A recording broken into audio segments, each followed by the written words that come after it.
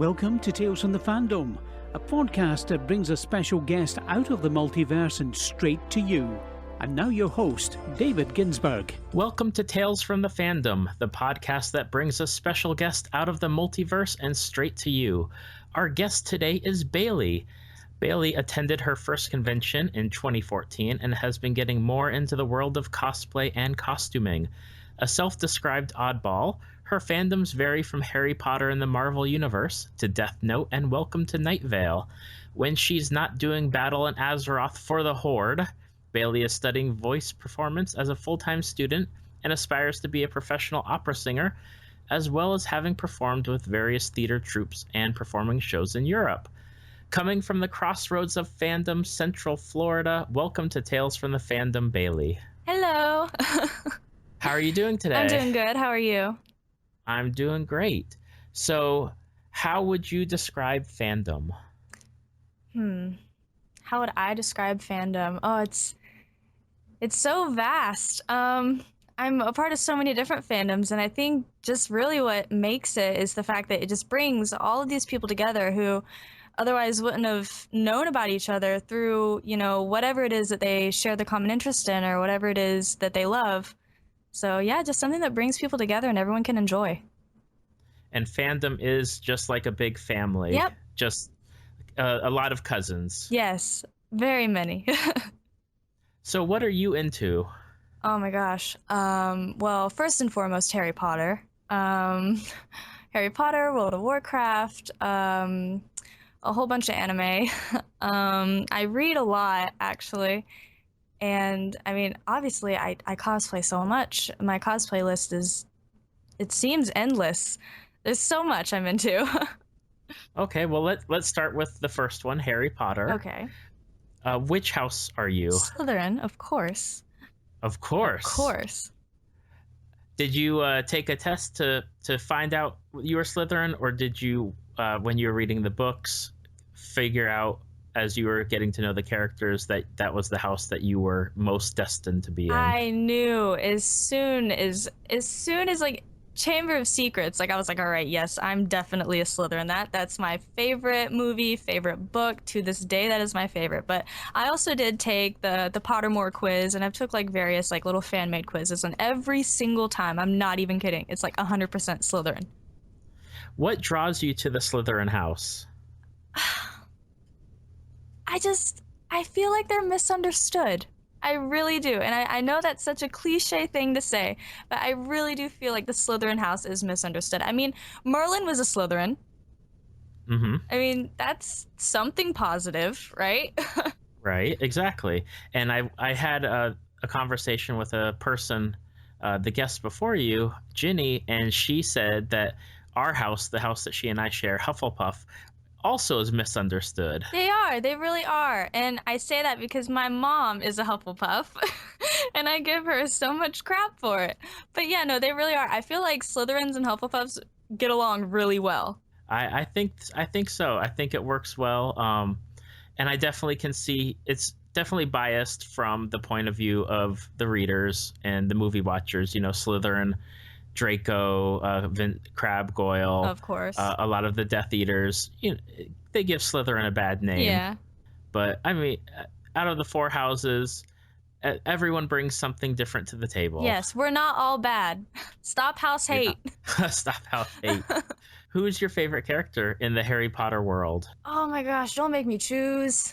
I really do like Draco Malfoy. I named my dog Draco Malfoy. So I guess right now I would go with Draco. Is there anything that draws you to Draco? Honestly, just the development of his character is crazy. And he's not the only one, but I don't know. As I said, he's just kind of always been my favorite. I mean, there were some parts that are absolutely hilarious. He makes the best ferret. But I think Draco Malfoy. Dobby, of course, I'll always have a spot in my heart for Dobby. Mm-hmm. Rest in peace. But then, coincidentally, I love Bellatrix. So I'm kind of all over the place. Yeah, that's definitely a good range of characters between Draco, Dobby, and Bellatrix. Yeah, I know. So how did you get into Harry Potter? When I was little, and oh my gosh, it came out when I was in like probably first or second grade. I remember my next door neighbor at the time, he had a copy of Sorcerer's Stone, and I just took it from him and I read it. And then I was hooked. Like, I was seriously just hooked into it. Oh my gosh, I remember, like, I would never pay attention in class because I was always reading Harry Potter, and I would make my mom take me to all the midnight releases for the books, and it just literally consumed my life. And it still does to this day, I imagine. Of course. Out of the books, which one do you like the best? Chamber of Secrets. Chamber of Secrets. That's right. You did say that. Mm-hmm. Why do you like Chamber of Secrets the best? Is it because it focuses more on the backstory of Tom Riddle? Yes, that is exactly it. I thought that was just the coolest thing ever. And I mean, Chamber of Secrets is also my first favorite, but Goblet of Fire is a really close second. But Chamber of Secrets, like, I know it doesn't really open up like a lot of the story. Like, not a lot of stuff goes down until Prisoner of Azkaban, or at least a lot of people think that. But I don't know. And honestly, the Basilisk was just awesome. Right. And that was just cool. So Chamber of Secrets is first and foremost my favorite. I've always thought it was the weakest of the books. But as I've been getting older and been able to reread them, I find that it sets up so much of the series in that book. Yeah. Yeah, Chamber of Secrets. Okay. Which character do you think is an underrated character in the series where you're like, I wish more people would give X character the love? Oh man, I would have to say Draco's mom. Okay. Any particular reason? She's so strong, and I mean, she stood up for him in the end. And that was amazing to me. And I mean, she was always kind of a background character, and of course his father, he got a lot of limelight, but I don't know, I just think Narcissa, I don't know how to say her name. But yeah, no, I think she's definitely underrated. I mean, Hagrid too, but I feel like he gets a lot more attention than she does.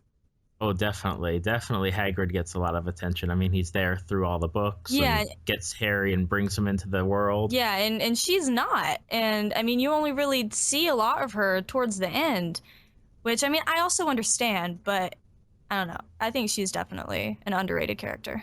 That would be a character I'd love to get to know more of her as a student, and even in her early life, being together with Lucius. That would be something very interesting to read. Yeah, that would be really awesome.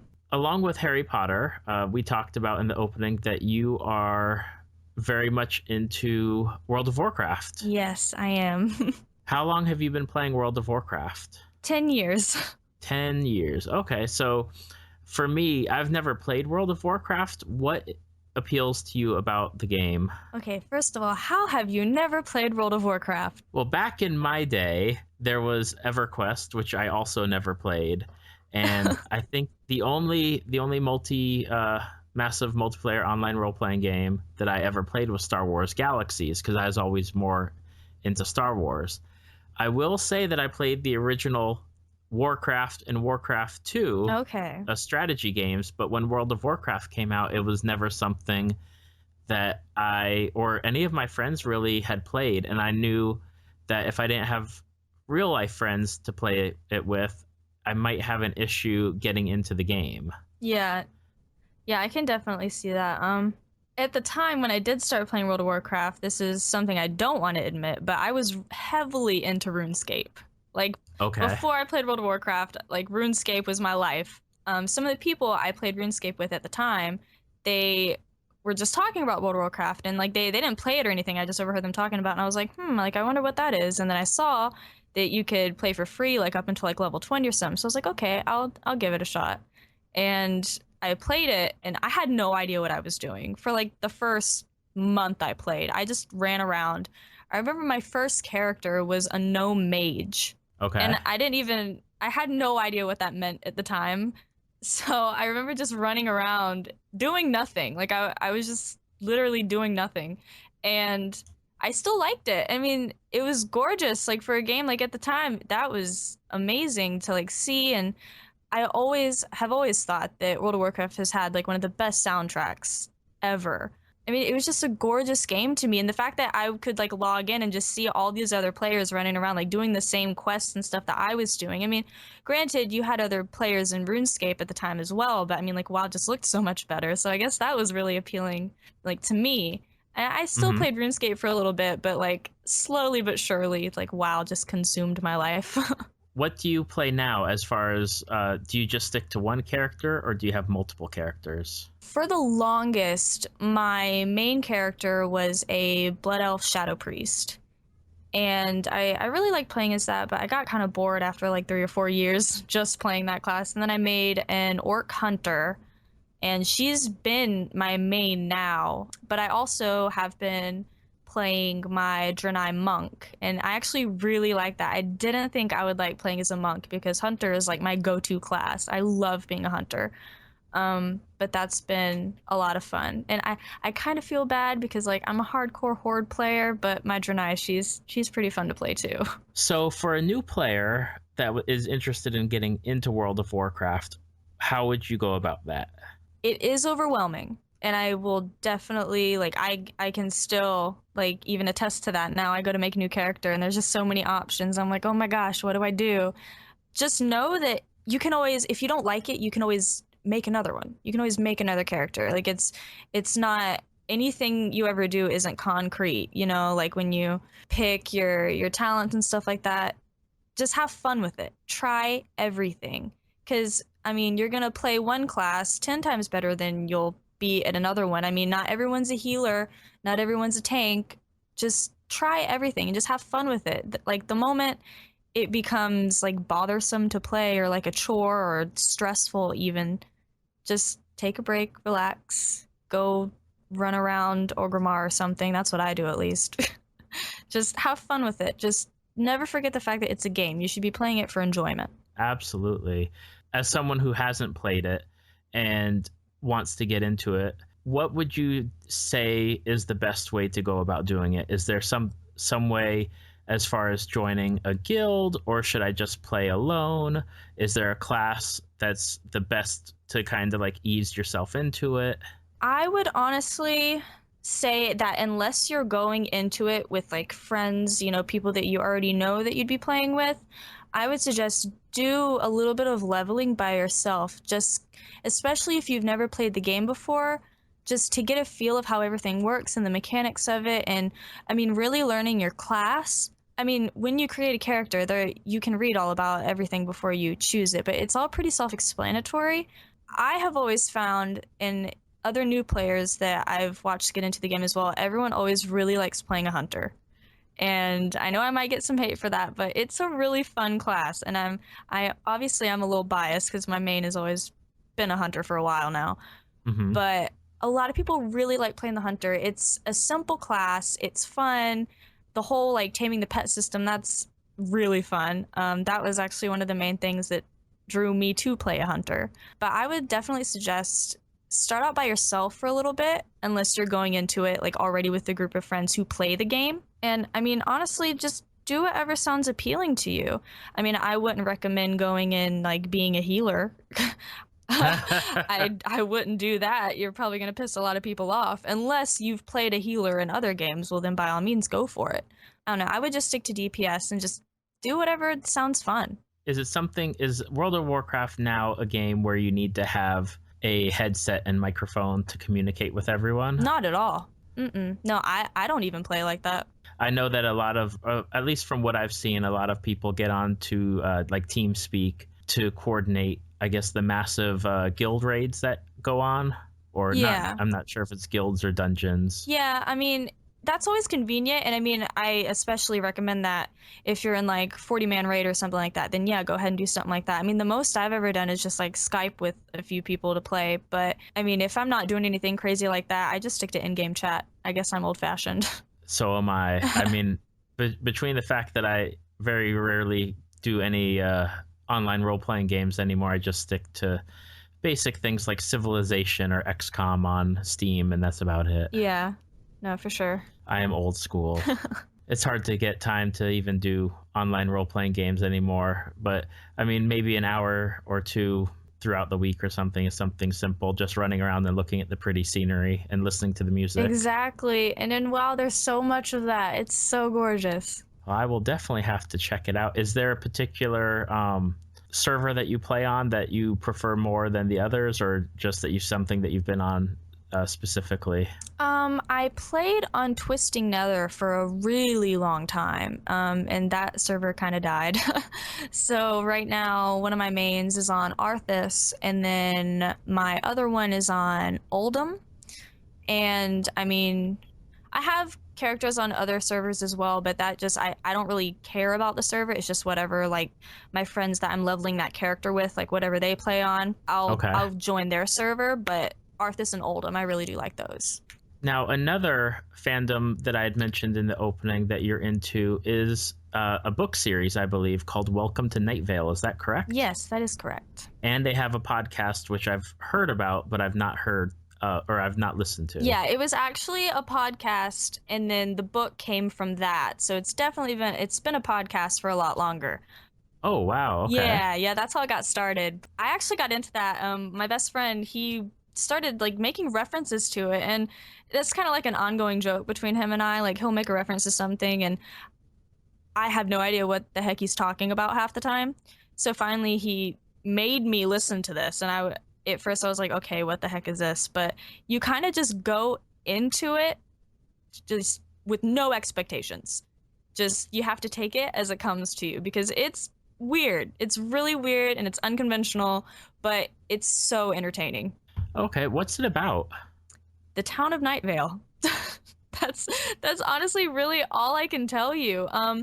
It's this guy, Cecil, and he runs basically this radio show that is broadcasted throughout the town of Nightvale. And it's just, he talks about news and, entertainment within the town, and just like random personal kind of anecdotes he throws in there. But it's just, there's really not like an ongoing plot with it. It's just random garbage like every day, but it's so great. And when you listen to it enough, it finally evolves into this whole universe, and it's just, I don't know, it sucks you in the stupidest of ways. So definitely, if somebody's interested in getting into it, podcast first? Yes, podcast first, definitely. Okay, I will definitely have to check that out, since I now can listen to some podcasts while I'm driving around town. Perfect. My first convention was MegaCon here in Orlando this year, and I was chilling out, charging my iPhone because I had failed to charge it in the morning, and I see this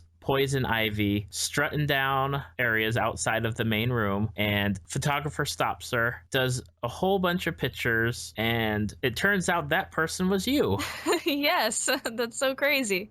It blew me away. Number one, costume blew me away. I've seen pictures of people cosplaying all sorts of characters for many years now, but it just blew me away. Like, your costume was excellent. Thank you. And then just seeing the interaction between you and just random photographer out of nowhere was pretty interesting.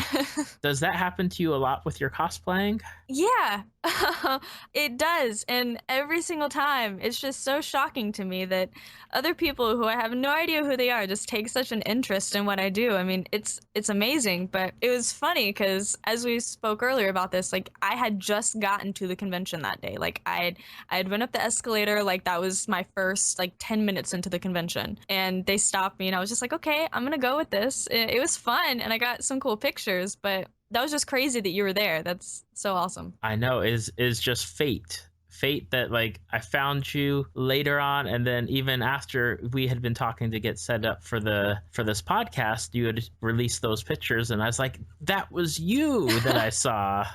That's so insane. Especially, it's such a big convention. Like, what are the odds? Especially on the Saturday when 60 or 70,000 people or whoever, however many go on that one day. Yeah, that's awesome. How did you get into cosplaying? I was actually just taken to a convention. I had no idea what cosplay was. And I mean, I've always, Played games and read, like books like Harry Potter and stuff like that. And I'd always been into like all the universes and the fandoms and stuff like that, but I'd never even heard of cosplay. So I was taken to Tampa Bay Comic Con in 2014. I remember I dressed up as, I had a really bad Lara Croft cosplay because the people I went with, they kind of like gave me like a little brief explanation for it. And I went to the convention thinking that, oh, if you're not in costume, like you're the weird one. Everyone goes dressed up. So like I did, and this was right after I had finished playing the 2013 Tomb Raider game. So I was on a kick with Lara Croft at the time. And I literally, all I did was put my hair in a ponytail and I made her little necklace, and then I just had like brown skinny jeans on and a gray tank top. And I was like, okay, this is my Lara Croft cosplay. And I went, and like, of course not everyone was in cosplay, but like the people who I did see, it just blew me away. And it was the fact that this happens all the time. Like, I had no idea that cosplay was even a thing. I'd never heard about it. I was just asked, like, hey, do you want to come to this convention with us? And I was like, yeah, sure. I mean, that sounds awesome. I play video games. Yeah. And then, like, I go and I see all these people with, like, these crazy armor builds and, like, these awesome, like, weapons and, like, crazy, like, special effects makeup. And they're just, like, walking around. And they're the nicest people ever. And, like, I would just, like, fangirl when I saw, like, other Lara Croft cosplayers. And I remember seeing this one guy. He did a really awesome job. And I got a picture with him. I still have it. But it's just the fact that people were doing, like, all these, like, gender bend cosplays and just, like, the skill level. Like, even if it didn't look like it came straight out of the movie, people were there appreciating it. I don't know. I guess that goes back to fandom. Like, you meet all these people that you never would have in the first place if it wasn't for this one, you know, book or this game or, you know, this movie franchise. And I don't know. I saw that, and I saw how open people were to each other. And I mean, they genuinely had fun, and they appreciated, you know, what everyone else did for their costumes. And I wanted to be a part of that. And I was like, okay, well, I like all of this stuff. Let's try and do it. Like, I sat down and I was like, all right, you know what? Let's just go into it. And if it comes out like crap, then that happened. But let's give it a try. That's what I found so interesting going to the convention and actually getting to see it up close and personal, is the level of detail on some of these people's costumes was insane. Yes. Not only that, but the ability to wear some of the costumes that are being worn, whether it's like a 30 or 40 pound, like I think as a Warhammer outfit that the person must have had 2 or 3 people helping him into it. Oh, yeah. Let alone being able to move around in it. I can't imagine doing that. It's amazing that these people, just so much of their time and effort goes into these costumes. It's just incredible. Like, the level of detail, the amount of work, the craftsmanship, the dedication to the character is just phenomenal. Mm-hmm. And it was such a pleasure getting to go around taking people's pictures, just stopping people. Hey, I love your costume. Can I take a picture of you? Them stopping what they're doing, whether it was like if they were shopping or just walking around or waiting in a line, getting to meet so many different people representing so many different fandoms that are out there, even like small things that you're not even familiar with, and you're like, hey, what's that character? And then they get to telling you about that character and really get you interested in it. Yeah, no, and you can find out like so many awesome things that you never would have been into if you didn't see that one cosplayer, or you know, that crazy like group cosplay, and it looked so cool, and you just have to ask him. And I mean, you can just learn so much from all these wonderful people. It's amazing. How do you choose who you cosplay? That is a good question. Even I don't know. Okay, basically I actually do have like a list of like planned cosplays that I want to do. And I mean, I have good intentions with it. I really do. But all of my cosplays, I'll be like randomly just like looking in my closet one day, and I'll see like a piece, and then it'll just kind of like just slap me across the face. Not literally, that'd be weird. I see something and I'm just like, hey, I can use that. And then I build off of that. It's honestly whatever I have, like I try to build off that, because I mean, I'm kind of thrifty with my cosplays, because I mean, it gets a little expensive. So right. Like if I have like a dress or something like in my closet, and I'm like, you know what, I'm not gonna wear that out anymore. Let me mess it up a little bit and see how this works. And I don't know. It's random. I do have a list, but some of the cosplays I've done, they're pulled out of thin air. I'm just like, you know what? I could do that. I have the stuff for it. Let's give it a shot. And sometimes it comes out good, and other times it never sees the light of day. What are some of the other cosplays that you've done besides Poison Ivy? I have a few Poison Ivies, but besides her, I've done the classic Scarlet Witch look, you know, with like the headpiece and everything. Mhm. I actually wore her at MegaCon. I have a Black Canary, the classic, the one piece, not the arrow. I have Black Widow. She's a favorite of mine. I have Misa Amane from Death Note, which I kind of want to redo her soon because that wig is just so much fun to wear. I have a Wednesday Addams because I've been told a lot that I have resting bitch face like her. So she's another fun one to wear. I have a sexy Bonnie from Five Nights at Freddy's. I have like a bunny suit and it's purple and stuff, and I like mangle my face all up and I have blood everywhere. So that one's fun. Gosh, I feel like I have more, but I can't think of them right now. I do have a Laura Croft. Okay. I have a Temple of Osiris version of Laura Croft. I think that covers it for now. Do you get into character when you have the outfit on, or are you more just like you dress up and then you go out and do just the casual walking around? I love to get in character. I love theater and I love acting. So that's kind of like a little way for me to incorporate that into cosplay. Like, as I said, I have resting bitch face. So when I'm Wednesday Addams, it's perfect. Absolutely. It's spot on. I can see that. Yeah. Yeah. I mean, I don't know. When I wear my Black Widow cosplay, I feel like a total badass. That one's so much fun to wear. But yeah, no, I would say I do definitely try to get in character. I mean, it makes it more fun. It makes it so much more fun. That is a world that I have yet to delve into, or even put my skinny, or my baby toe, my pinky toe into. That I definitely want to try it out at some point, but it's just daunting, and I think we'll have to start small, something easy. Yeah, and some advice that I would have for that, because I mean, when I first cosplayed for the first time, I mean, besides my first Laura Croft, because I don't count that was jeans and a t-shirt and I had no idea what I was doing. When I did wear my first Poison Ivy, I was terrified. I was thinking, I woke up the day of the convention, I was like, oh my god, what if everyone hates it? What if I just look stupid? What if it falls apart as soon as I walk into the convention? Like, all these fears. And I think something that would help like a first-time cosplayer or someone who really wants to get into it but they're nervous, do a cosplay with a mask. Okay. Because people wouldn't even know who you are. Just keep the mask on and you're completely anonymous. And I think that having that filter, at least, before you get completely comfortable being the character and, walking around and having your picture taken and stuff like that, having that filter for, your first time or, even your first few times, I think that'll definitely help. And once you grow to know what to expect in an environment like that, it'll definitely help to where you can do, cosplays without the mask and, more elaborate builds and stuff like that. So, I mean, definitely start off slow because it can be really overwhelming. I even get freaked out. Some mornings at the convention, I'll wake up and I'm just like, oh my gosh, what if they hate it? And then I just tell myself, calm down. It'll be fine. Everyone's just as nervous as you are.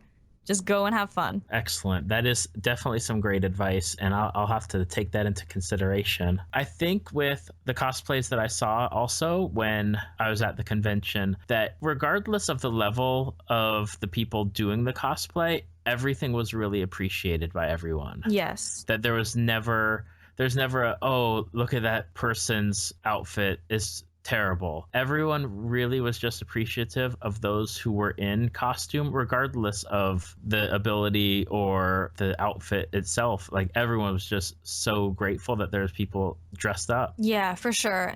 I'm sure it happens quite a bit, but I've never seen anyone like being like openly, like chastised for something that they've worn to a convention, because everyone's just so open-minded and we're all there because we love these things and we're all there to be surrounded by like-minded people.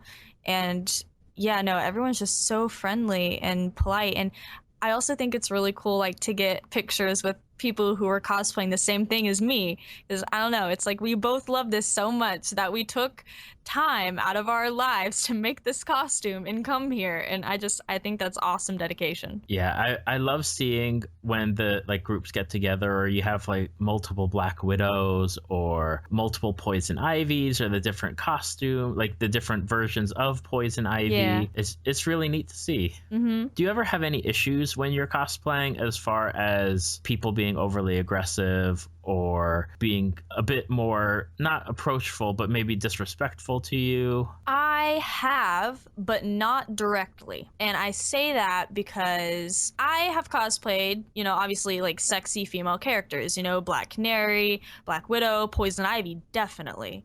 And although I've never had someone, oh, actually, I lied. I did have one occurrence this past MegaCon, but before that, I had never really had anyone be like directly rude or like derogatory to me directly. Now I have had like creepy old men, and I'm just gonna say it's all been creepy old men who they'll see me and they'll like go behind me and like try to take pictures of me and stuff like that, like without my consent, and they think they're sneaky, but I'm not an idiot.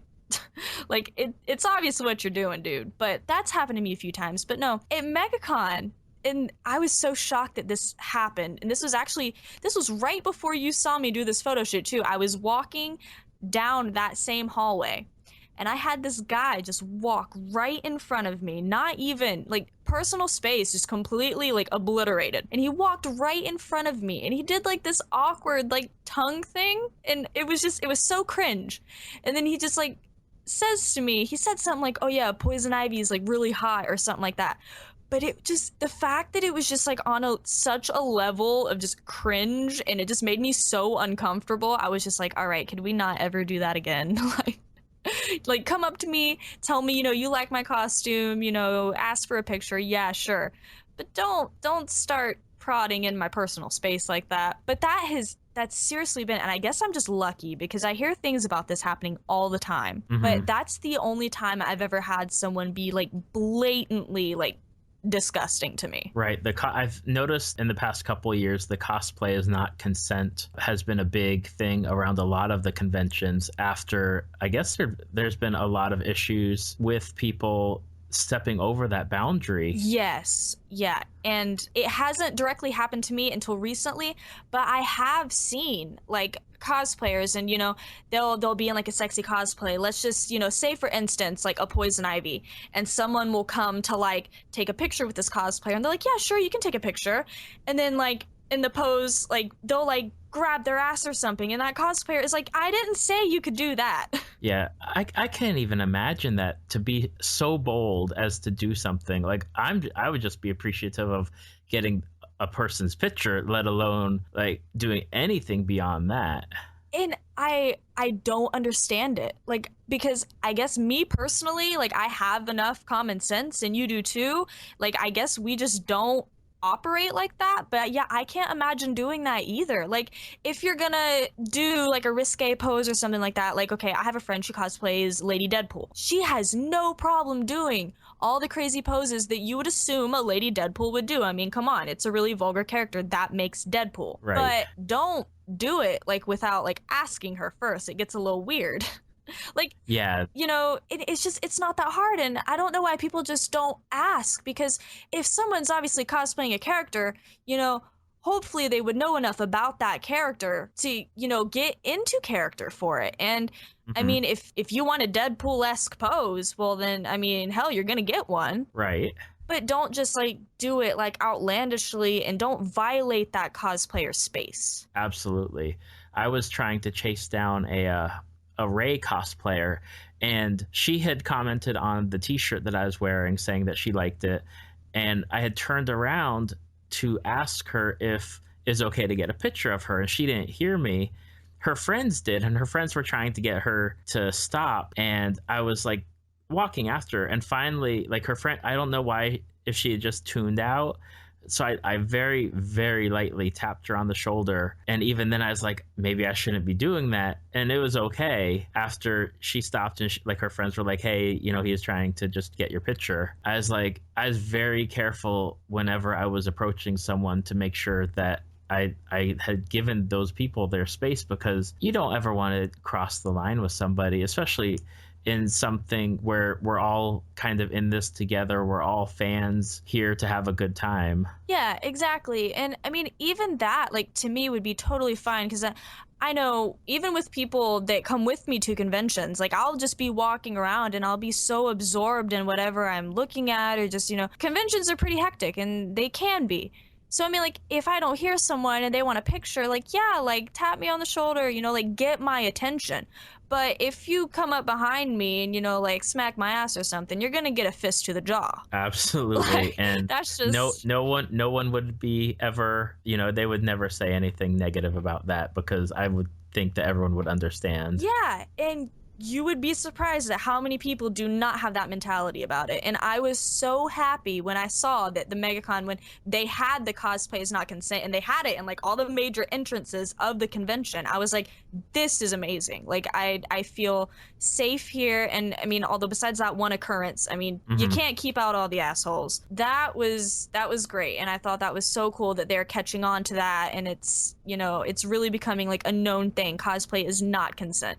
Yes, you may be cosplaying a sexy character, but that's because you like the character. You're not, you know, you don't even have to act when you're in cosplay. That's just something some people choose to do. Now, I have to ask this question just because I'm curious. When you're wearing a sexy cosplay, whether it's Poison Ivy or Black Widow, Black Canary, do you have to psych yourself up in the morning? Are you like, I'm going to do this and I'm just going to, you know, put it all out there and I'm just going to be the badass character that I am? Does it take like just psyching yourself up, getting a level of confidence that you maybe don't normally have in the everyday life, just to walk out on the floor in that costume? Yes and no. Honestly, I like every morning, like when I've planned to go to a convention and cosplay, I do psych myself out about it. And even if it's a cosplay that I've worn before and I have gotten a positive response from it, I'll be thinking about it. I'm like, oh my gosh, what if they hate it? Like, I feel like I'm just like wasting my time. What if it's bad? And then I guess I kind of just like tell myself, okay, stop freaking out. Put the dang thing on. It's gonna be fine. And once I get into the cosplay and once I see the full picture, I'm like, okay, yeah, I can do this. But like, I don't know, it's a process. It's definitely a process. At first, you know, like when I get into Poison Ivy, I consider myself a very socially awkward person. Okay. So I don't compare myself to Pamela like at all. But when I do put that cosplay on, it's just like, okay, yes, I'm this character. I did this for a reason. I love this character. Like, I can do it. You know, it honestly just takes me to like put it on and I just kind of like get in the zone, kind of. As cheesy as that sounds, it really, that is how it happens. I wouldn't think that's cheesy at all.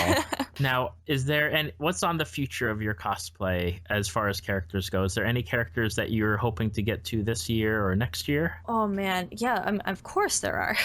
But I really want to start making armor. And I know it's kind of far-fetched, at least I feel like it is. I really want to do a Sylvanas Windrunner from World of Warcraft. She's one of my favorite characters from WoW. And I really love her armor, and I mean she's a hunter, so you know that hits close to home. Shout out to all the hunters.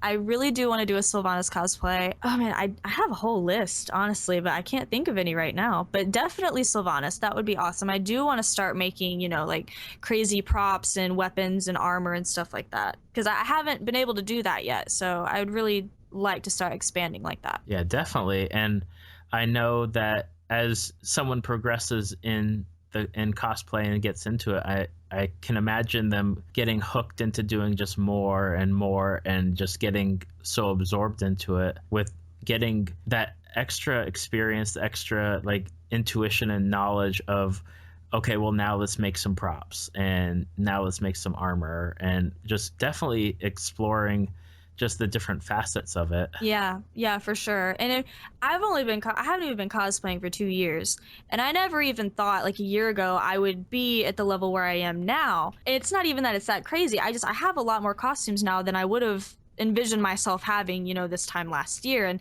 I'm just like, you know what? I'm already this much into it. I want to keep going, and the only way that's going to happen is if I try. So I figured, you know, with armor, it'll be a lot of trial and error, but it'll also be fun too. I wouldn't do it if I hated it. Absolutely. I mean, why would you do something if you hated it? Exactly. So you are in school for voice. Yes. Voice performance, correct? Correct. How have you been? Is that something that you've been into since you were young, or is it something that you've worked on as a child, like getting like singing lessons, or where does it come from? I don't know. Ever since I was a child, I've always been heavily into music. I remember when I was in elementary school, like as soon as I could, I signed up for choir, and I was hooked. It's always made sense to me. And I have been singing and doing music, you know, my entire life. And I didn't start like actually thinking, okay, yes, this is what I for sure want to pursue, until I was about I don't know, I'd say 7th or 8th grade. I know that's really early for some people to know like what they want to do with their lives, but I don't know. It's just when I sing, it's no other feelings like it. It's so much fun to me. I didn't start taking lessons until my senior year of high school, and then I've been taking lessons since then, and I've been classically studying. But music is always something that I've been into, and singing is primarily my focus. I play a little bit of piano, not very much, but yeah, I love singing opera. It's so much fun to me. Now, opera is something where, I mean, people who are singing usually pop or country, R&B, rap are the primary things. Opera, how did you get into opera? Is that 7th and 8th grade with choir and it just transitioned into opera? Kinda. I wanted to be different. is original, like, and as plain as that sounds, I wanted to be different. And when everyone was singing, top 40 on the radio, I was listening to Purcell. And I don't know, it's just I'm a fairly dramatic person, I'm sure you could tell by now. And opera is a very dramatic art form, and I love it because it's so many things incorporated into one. It's acting and it's music and just like all the expression you can do with it. And I don't know, it's great. Like, I love acting and I love dancing and I love singing, but opera for me, it's like the ultimate form that I can express myself in. And it's so much fun. Yeah, I have to work at it. And some parts are really difficult, but once I get, a run, or I finally like memorize the song and, I nail it, it's such an incredible feeling. I've always just loved it. How does it work to become a professional opera singer? Like, you're in school now for voice performance. I imagine it's not like a normal college or a college program or plan where you graduate and then you hopefully transition into that job. It's more I imagine, do the auditions and hope for something. Yeah. Or is there... Okay. Yeah, no, you're 100% right. Yeah, you audition and you hope for the best. Honestly, that's how it goes. And I mean, theoretically, you don't even need a degree for it. I mean, if you can sing, you can sing. A piece of paper isn't gonna, validate that or anything. But right. I mean, I love it, and if I can go to school for it, well, then of course I'm gonna do that. But yeah, no. You graduate and then you do audition after audition after audition, and finally someone's gonna take you. Now, you've also performed with some theatrical troupes. I have, yes. What shows have you done? Oh man, so many. I've done Baby in the Bathwater. That was fun. I've done Almost Maine. That one was actually quite stressful, but I do miss it. I played like 5 or 6 different parts in that one. So it was fun being able to be versatile with that. I've done little snippets of scenes, like I've done The Wiz, I've done pieces from Les Mis. Oh my gosh, my mind's running blank right now. I've done a lot.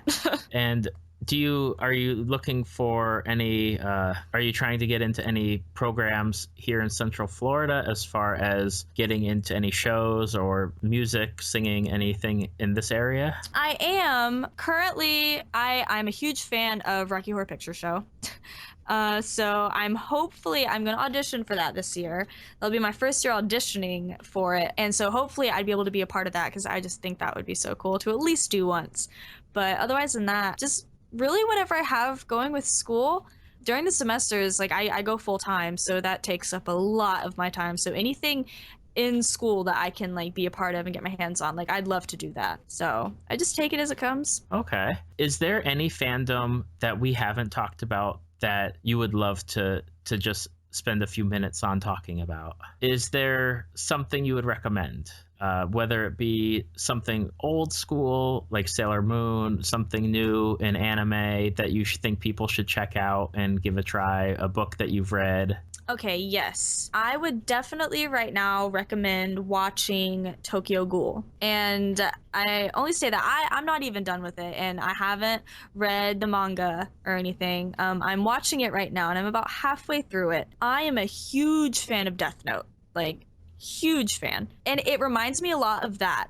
And like the plots like aren't similar really at all, but it's just kind of like the animation, you know, like the art style and just like the darkness of it. It reminds me a lot of Death Note, and I really, really do truly love Tokyo Ghoul right now. That is definitely something that I would recommend, as well as Psycho Pass. If you haven't heard of that one, I would suggest watching that too. And once again, I haven't read the manga to that, but I would definitely suggest giving that a shot if you like, you know, like darker storylines and stuff like that. Definitely try Tokyo Ghoul and Psycho Pass. And where do people find them if they're interested in checking those out? I am watching them on Hulu, but I mean, you can find them Hulu, Netflix, Crunchyroll. I'm sure you could find them online, you know, streaming sites, but I'm watching them on Hulu. Okay, well, at least it's on the up and up, and you don't have to delve into the darker sites to try and find them. Oh yeah, no, they're pretty popular. Okay, great. Well, if somebody's interested in following you, where would they find you? They can find me on my Facebook page. It's facebook.com/BaileyVay Cosplay. That's also my Instagram handle as well, BaileyVay Cosplay. I also have a Snapchat and a Twitter that I'm pretty obnoxious on. If you want to follow me on there, it's BV Cosplay. Okay, and how do you spell that out? Bailey is Bailey, and the Bailey V is a VEA, is that correct? Yeah, that's actually my middle name. Not a lot of people know that, but yeah, BAILEYVEA Cosplay. Okay, fantastic. Well, it has been great getting to talk to you about your different fandoms, and I'm super appreciative of you taking the time out to talk with me tonight. Well, I had a lot of fun doing it. Thank you so much for having me as a guest. It's been a lot of fun. Oh, I was happy to have you. That is it for this episode of Tales from the Fandom. I'd like to thank you so much for being on once again. And for everyone listening, thank you so much and have a great night. Thank you. Bye.